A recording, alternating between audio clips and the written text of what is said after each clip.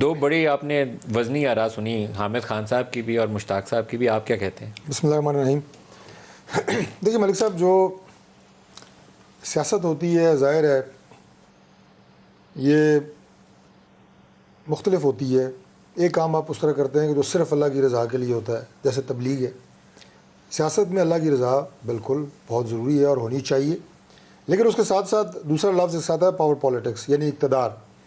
اقتدار کی سیاست کے لیے آپ کو جماعت میں ایک مقبول لیڈرشپ کی بھی ضرورت ہوتی ہے، اور یہ ایک مجبوری ہوتی ہے ہر جماعت کی۔ ابھی عمران خان صاحب سے کہ آپ نے بات کی، حامد خان صاحب نے بڑی اچھی باتیں کی، میں انہیں اپریشیٹ کرتا ہوں اور ان کی تائید بھی کرتا ہوں، لیکن گزارش یہ ہے کہ میرا دوسرا سوال یہ ہے کہ کیا عمران خان کو اگر پی ٹی آئی سے مائنس کر دیا جائے تو مجھے کوئی ایک ایسا نام بتا دیں جس پہ پوری پاکستان تحریک انصاف متفق ہو کہ ہی can take over after Imran Khan. Sir یہ بات تو ہو ہی نہیں سکتی نا کہ عمران کو آپ پی ٹی آئی سے ہٹا دیں۔ آپ کی جماعت کا نام ہی پی ایم ایل این نون ہے، وہ بھی نہیں ہو سکتا، لیکن اتنا بھاری بھرکم شخصیت جس کے بغیر پارٹی ہی آئیڈینٹیفائی نہیں ہو سکتی، وہ پارٹی کے اندر منتخب کیوں نہیں ہو سکتا؟ میرا تو یہ سوال ہے۔ نہیں، منتخب تو خیر ہوتے ہیں ہر پارٹی کے اندر، ان کا اپنا جمہوری طریقہ کار نہیں ہے۔ نہیں، کوئی جمہوری طریقہ نہیں، انتہائی ہماری غیر جمہوری طریقہ۔ 5 سال میں الیکشن ہوتا ہے، جنرل کونسل کا اجلاس بلایا جاتا ہے۔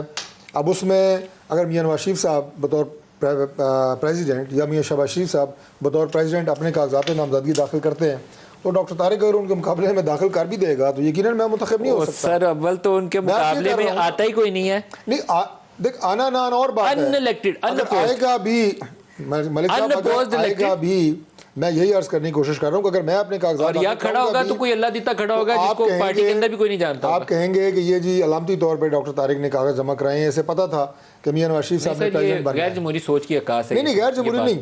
پہلی بات میں نے آپ سے یہ کی۔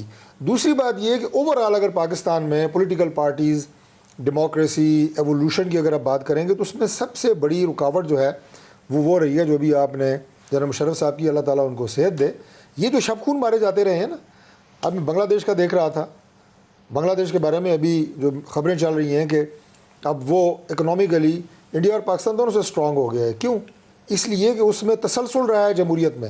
یہ بات آپ یہ کہیں کہ استعارہ بن گئی ہے، نہیں، یہ حقیقت یہ ہے کہ اگر آپ کی ڈیموکریسی میں شب خون نہ مارے جاتے اور ایک سر جمہوریت کے تسلسل میں آپ کا رول ہے۔ میں اس معاملے میں کنونس ہوں کہ جب تک آپ راستہ وہ شیخ رشید کہتے ہیں نا گیٹ نمبر 4 سے آپ پارلیمنٹ میں آنے کا ڈھونڈیں گے تو تب تک آپ کی جمہوریت مضبوط نہیں ہو سکتی۔